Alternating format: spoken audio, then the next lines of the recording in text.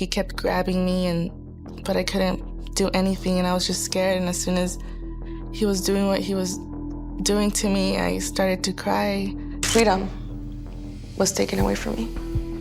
I was captive. The frigid night air pierced through the neon-lit parking lot of a quiet California liquor store. Suddenly, a battered, bruised 9-year-old girl stumbled through the glass doors. Her clothes were torn, her tiny body trembling from unimaginable terror. Just 3 days earlier, Jeannette Tamayo had walked into her peaceful family home, only to find a shattered bedroom window and a sinister shadow waiting for her. The blood-chilling chaos that ensued would leave her mother fighting for her life, and a community paralyzed by fear. As a ruthless predator dragged the little girl into the darkness, it was the last time she was seen alive. San Jose, California, in the early summer of 2003, represented the very pinnacle of the American dream. Known as the beating heart of the booming Silicon Valley, the city was defined by its endless sunshine, sprawling manicured lawns, and the quiet, comforting hum of suburban prosperity. Nestled deep within this idyllic landscape was the peaceful neighborhood of South Wind Drive. It was the kind of place where families flocked for the safety, the highly rated schools, and the tight-knit community feel. Children rode their bicycles down the tree-lined streets until dusk, and neighbors exchanged warm greetings over neatly trimmed hedges. It was a community that felt entirely insulated from the dark, violent realities of the outside world. Behind the perfect facade of this quiet suburban haven, a chilling reality was quietly taking shape. The residents of South Wind Drive had absolutely no idea that their tranquil, sun-drenched streets were about to become the hunting ground for a ruthless predator, or that their neighborhood would soon be the backdrop for one of the most horrifying crimes in the state's history. At the center of this peaceful existence lived the Tamayo family. Roselia Tamayo, a hardworking and fiercely devoted mother, sacrificed daily to provide a warm and loving home for her children. Her eldest, 15-year-old Pablo, was a protective, deeply caring older brother who always looked out for his little sister. But the brightest light in the Tamayo household was, without a doubt, 9-year-old Jeannette. Jeannette was far from your average 9-year-old girl. Teachers, neighbors, and family members often described her as a super kid. She was exceptionally bright, sharply observant, and possessed an emotional maturity that extended well beyond her young age. With her long dark hair featuring subtle blonde highlights, bright, inquisitive eyes, and an infectious smile, Jeannette brought an undeniable warmth to everyone she met. She loved attending Blossom Valley School, cherished the moments spent with her mother and brother, and fully embraced the carefree innocence of her childhood. However, underneath that sweet and gentle exterior lay a mind that was remarkably analytical. Unlike most kids her age who spent their afternoons engrossed in colorful cartoons or playing video games, Jeannette had a rather unique and intense fascination. She was absolutely captivated by police procedurals and forensic television shows. CSI and Law & Order were staples in the Tamayo living room. Jeannette didn't just watch these programs to pass the time, she studied them with the sharp focus of a seasoned detective. She paid meticulous attention to how the investigators secured active crime scenes, how they carefully collected physical evidence and DNA, and how they utilized psychological tactics to outsmart dangerous suspects. She absorbed the complex terminology and the survival strategies, completely unaware that this unusual childhood hobby was about to become the most critical tool in a terrifying fight for her own life. The Tamayo family's foundation was built on unwavering love and a deep sense of security. They went about their daily routines, entirely oblivious to the fact that a cold-blooded monster had already zeroed in on their home. The devastating sequence of events that was about to tear this loving family apart was truly unimaginable. No parent could ever anticipate such a tragic collision of childhood innocence and pure unadulterated evil. On the afternoon of Friday, June 6, 2003, the South Wind Drive neighborhood was as quiet and picturesque as ever. Jeannette stepped off her yellow school bus at exactly 3:10 p.m., carrying her backpack and looking forward to a relaxing weekend. The California sun was beating down, the streets were empty, and absolutely nothing felt out of place. She walked up her familiar driveway, completely alone. But as the 9-year-old approached the front steps of her home, what seemed like an ordinary day turned into a living nightmare. A sinister presence had already breached the sanctuary of the Tamayo home. 23-year-old David Montiel Cruz, who also operated under the alias Enrique Souza Alvarez, was not a random burglar stumbling upon an empty house. He was a calculating predator with a disturbing criminal history. Operating in the shadows, Cruz had been meticulously watching the neighborhood, learning the family's routines, and waiting for the exact moment when the home would be most vulnerable. He knew when Roselia worked. He knew when Pablo was out. And most disturbingly, he knew exactly when 9-year-old Jeannette would be walking home from the bus stop, completely alone. As Jeannette walked up to the front porch, a chilling wave of unease washed over her. The house, usually a beacon of comfort and safety, felt suffocatingly quiet. It was the kind of heavy, dead silence that triggers primal human instincts, a silent warning that something was terribly wrong. When I came home, I noticed that the screen door was open like 3 to 4 inches, and I didn't think much of it. I was like, my mom probably left it open. She was probably watering the plants or doing something outside, and she probably didn't close it all the way. And as soon as I stepped inside and walked into my room, I noticed that my window was broken, like somebody had shattered it. And so that made me feel like something's wrong, something's a little off. Her sharp, observant eyes immediately noticed something out of place. The front screen door was slightly ajar. For a fleeting second, the innocent mind of a child tried to rationalize the terrifying anomaly. Perhaps her mother had gotten off work early. Perhaps Pablo was already inside. Hoping for the best, she pushed the door open and stepped into the foyer. But as she made her way down the hallway and stepped into her bedroom, the illusion of safety shattered literally. The floor of her pristine, childhood room was covered in jagged shards of broken glass, gleaming maliciously in the afternoon light. Her bedroom window had been completely smashed in. The intruder hadn't just broken into the house, he had deliberately violated her personal sanctuary. Panic, raw and paralyzing, gripped the 9-year-old girl. She instinctively knew that someone had been inside. The terrifying question was whether they were still inside. There was a man knocking on the door, and I don't know what he was doing there. I was like, what could he want? Relying on the sharp intellect she had honed from hours of watching crime shows, Jeannette didn't just freeze in terror. She immediately backed out of the room and sprinted toward the landline phone in the kitchen to call her mother for help. Her small, trembling hands grabbed the receiver, desperate to hear the familiar, reassuring dial tone. But there was only dead air. The line was completely silent. Cruz had meticulously cut the phone cords from the outside before she even arrived. He had deliberately severed her only lifeline to the outside world, effectively trapping her inside a soundproof box. The realization hit her with devastating force. She was completely, utterly isolated. Her heart hammered against her ribs like a trapped bird. She stood in the eerily quiet kitchen, holding a useless plastic receiver, frantically trying to process the horrifying reality of her situation. The walls of her own home felt like they were closing in on her. Then, a sudden, sharp noise pierced the dead silence. Someone was standing right outside the glass sliding door. Jeannette turned around slowly, her blood running cold. Looming just on the other side of the glass was a tall, imposing man she had never seen before. It was David Montiel Cruz. He was peering intently into the house, his dark eyes scanning the interior, confirming what he already knew. There were no adults present to protect her. He knocked on the glass, attempting to lure the terrified little girl into opening the door, asking her muffled questions through the pane. Jeannette's survival instincts screamed at her to back away. Feeling a deeply menacing vibe radiating from the stranger, she slowly reached out, desperately trying to slide the glass door completely shut to lock him out. Then everything changed when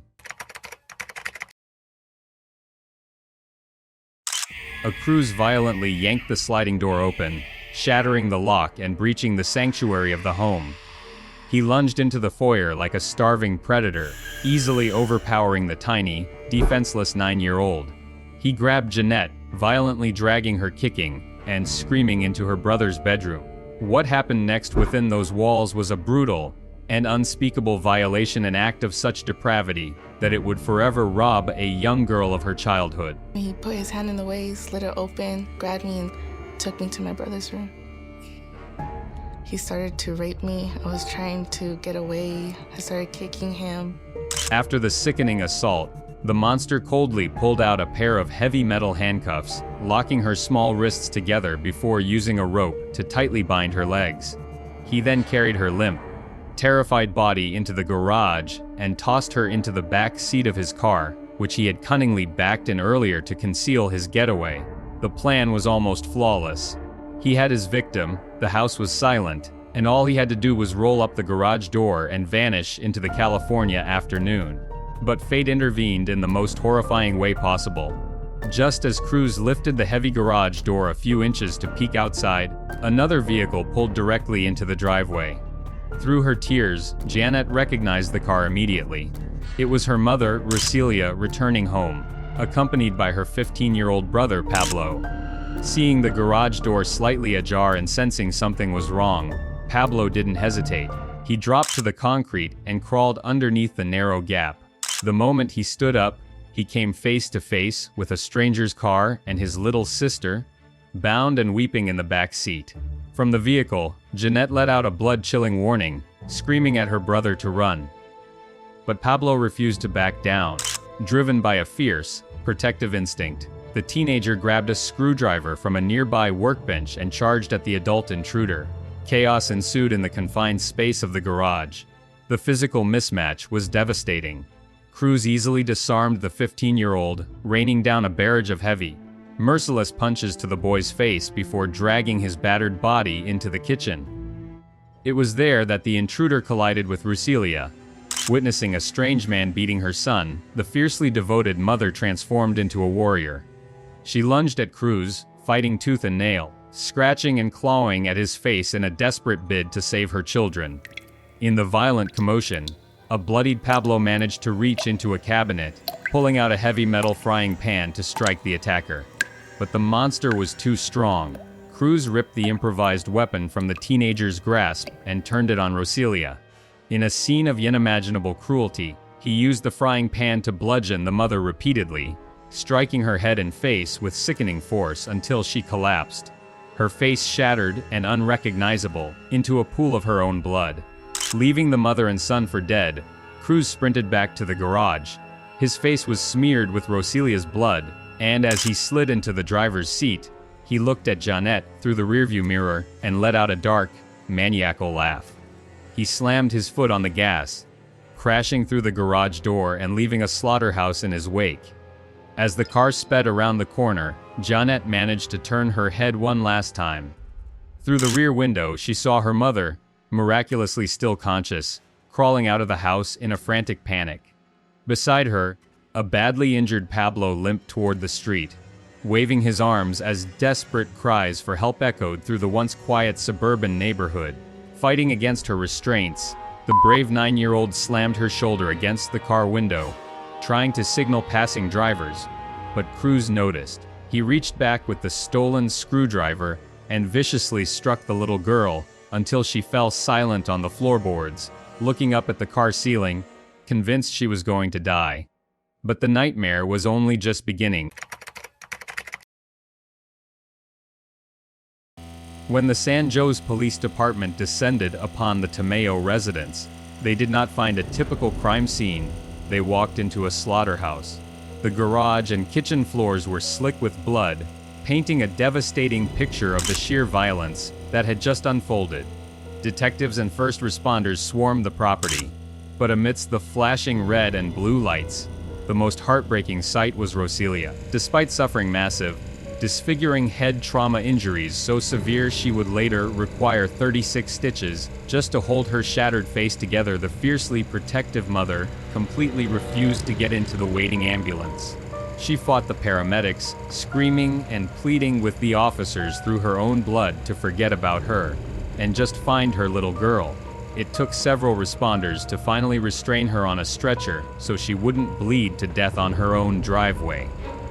with the only witnesses rushed to the hospital. Lead detective Heather Randall and the FBI were left staring at a gruesome puzzle with a terrifying missing piece. Time was already slipping away. Statistically, the survival rate of an abducted child plummets drastically after the first 48 hours. The investigation caught a seemingly lucky break when a neighbor named Karen approached the police, revealing she had a home security camera pointed directly at the Tamayo house. Detectives crowded around a monitor, holding their breath as they reviewed the black and white footage. The tape confirmed the timeline, the predator lurking outside, Jeannette arriving home, and the violent struggle in the garage before the car sped off. However, the grainy video delivered a crushing blow to the task force. The resolution was simply too low. They could tell the suspect was driving an older model silver, four-door sedan with tinted windows, possibly a late 1980s or early 1990s, Honda Accord, but the license plate was an unreadable blur. The suspect's face was nothing more than a pixelated shadow hidden beneath a gray beanie. This lack of detail triggered an agonizing bureaucratic nightmare. Under California law at the time, law enforcement could not issue a statewide Amber Alert without a specific license plate number, a named suspect, or a crystal-clear vehicle description. The police were entirely gridlocked. Desperate to circumvent the red tape, the department flooded the local media. They blanketed San Jose with missing person flyers featuring Jeannette's smiling face, held back-to-back press conferences, and deployed police helicopters into the darkening sky, using heavy loudspeakers to call out the 9-year-old's name over the suburban rooftops. It was a race against the clock, fueled by sheer desperation as the sun dipped below the horizon, plunging the city into a frigid night. Miles away from the chaotic command center, Jeannette was entirely cut off from the massive manhunt, trying to save her. Crews had driven her to a dilapidated house, with overgrown weeds and sheets covering the windows. He dragged the battered 9-year-old up to a cramped, locked room on the second floor. After subjecting her to further unspeakable torment, the monster would drag her into the adjoining bathroom, handcuff her tiny wrists to the metal plumbing of the shower head, turn on the freezing water, and simply abandon her in the dark. Shivering in the cold, isolated, and in deep physical pain, the little girl was left alone to process the trauma of the day, convinced her mother and brother had been slaughtered, and that she would undoubtedly be next. To the outside world, she was just a helpless, terrified victim waiting for the inevitable. Little did they know what a remarkable transformation was taking place inside that dark, locked room. Jeannette Tamayo was not going to break, while the entire state of California was frantically searching for a missing child. That very child was meticulously plotting her own rescue. As the news anchors plastered her face across every television screen, and the clock relentlessly ticked past the critical 48-hour mark, the 9-year-old made a chillingly calm decision. If she couldn't physically overpower a grown man, she would have to outsmart him. This was the moment Jeannette's unusual childhood obsession with police procedurals like CSI and Law and Order kicked into high gear. She mentally switched from a terrified victim to an undercover detective. She knew that the first step to survival was disarming her captor's defenses. Pushing down the intense fear and the visceral disgust bubbling inside her, Jeannette forced a weak smile and began to converse with David Montiel Cruz. She asked him simple, innocent questions like, "Where are you from?" treating him not as a monster, but as a normal person. Her psychological tactic worked with terrifying efficiency. The twisted mind of her abductor, accustomed to fear and submission, was completely thrown off balance by this sudden shift in dynamics. The monster who had viciously beaten her family and repeatedly assaulted her actually smiled back. He lowered his guard, and in that crucial window of misplaced trust, he unhooked her handcuffs to go downstairs for a glass of water. The moment the heavy door clicked shut behind him, the 9-year-old detective sprang into action. She didn't panic, she investigated. First, she noticed the locking mechanism on the handcuffs didn't require a key, just a simple latch she could manipulate with her small fingers.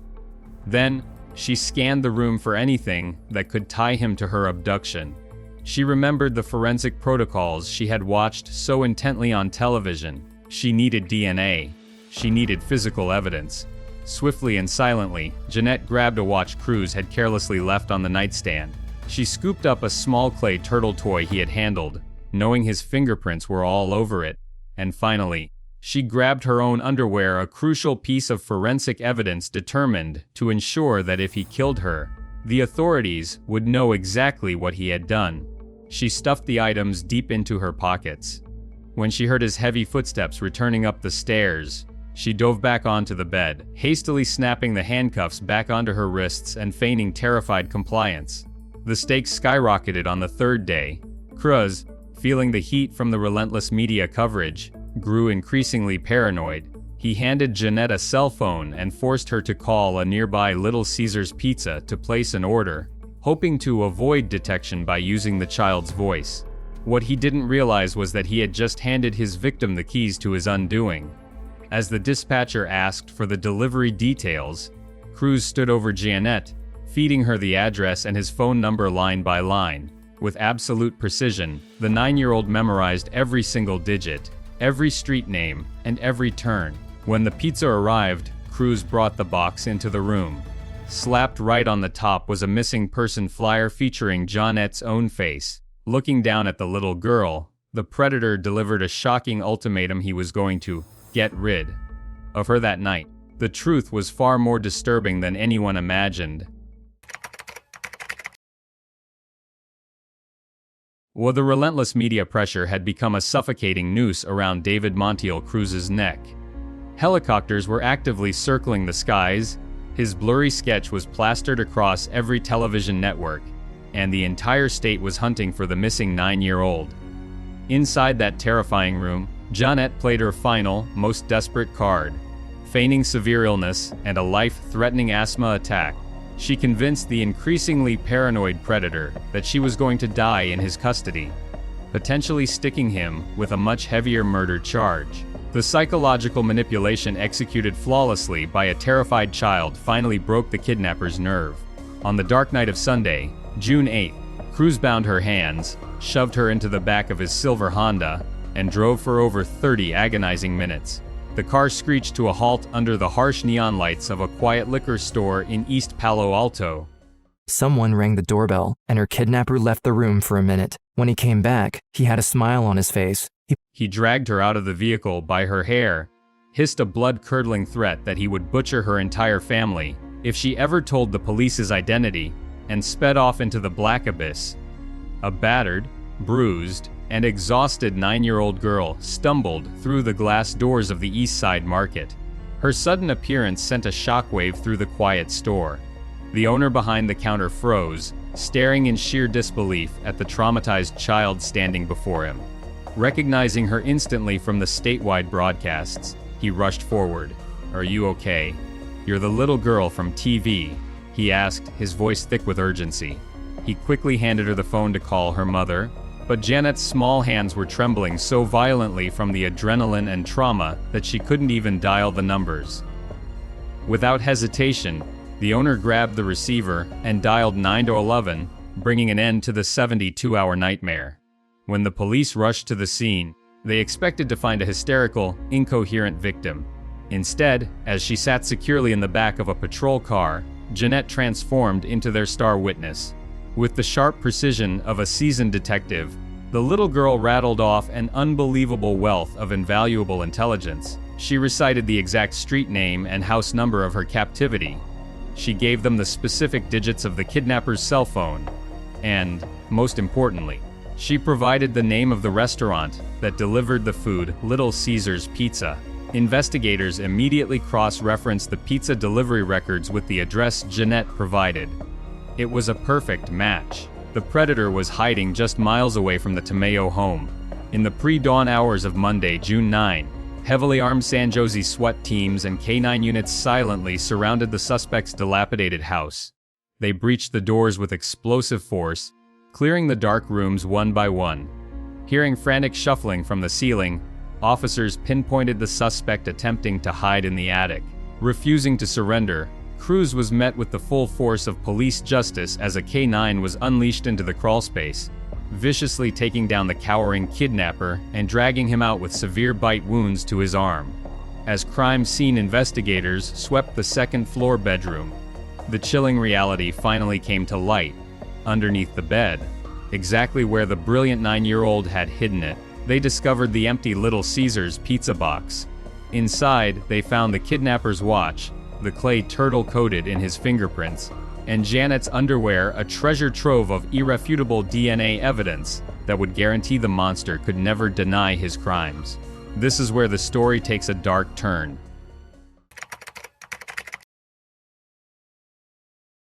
Inside the Santa Clara County Superior Court, the full scope of David Montiel Cruz's depravity was finally laid bare. Santa Clara County Deputy District Attorney Matt Breaker hammered the predator with 9 devastating felony charges, including kidnapping, forcible rape, burglary, and assault with a deadly weapon. Facing a mountain of irrefutable forensic evidence, brilliantly secured by his own 9-year-old victim, Cruz's defense attorney, Carl Beatty, resorted to a desperate, last-ditch legal strategy. He attempted what legal analysts often refer to as the idiot defense. Beatty argued that Cruz suffered from a low IQ, severe mental delays, and complex PTSD stemming from severe childhood trauma, essentially claiming the monster was legally unfit and incapable of distinguishing right from wrong. But the jury saw straight through the hollow excuses. The cold, calculated way Cruz stalked the neighborhood, deliberately severed the phone lines, and viciously attacked a mother and her teenage son proved a sinister, premeditated intelligence. The jury completely rejected the defense's pathetic narrative, refusing to offer a shred of mercy. In January 2005, the judge delivered a crushing, definitive blow to the predator, handing down a staggering sentence of 102 years in state prison without the possibility of parole. Cruz would spend the rest of his natural life rotting behind steel bars, permanently erased from society. While justice was unequivocally served in the courtroom, the devastating aftermath of the attack cast a long, agonizing shadow over the Tamayo family. The physical wounds eventually scarred over Roselia miraculously survived the brutal frying pan attack that required 36 stitches to reconstruct her shattered face, but the psychological trauma ran unfathomably deep. For years, Jeannette was paralyzed by a crippling fear of the outside world, terrified of men, and haunted by the blood-chilling nightmare she had barely survived. Yet, the human spirit is remarkably resilient. After 6 grueling years of intense therapy, a profound shift occurred within the young survivor. She absolutely refused to let a monster dictate the trajectory of her life. Channeling the exact same fierce, unimaginable courage she used to outsmart her captor in that locked room, Jeannette took her power back. She went on to graduate college, study the intricacies of law enforcement, and become a fierce protector of the vulnerable. Rising above her trauma, she built a highly successful career, eventually working as an executive within the University of Illinois system, as an FBI Citizens Academy graduate and a relentless advocate for marginalized communities.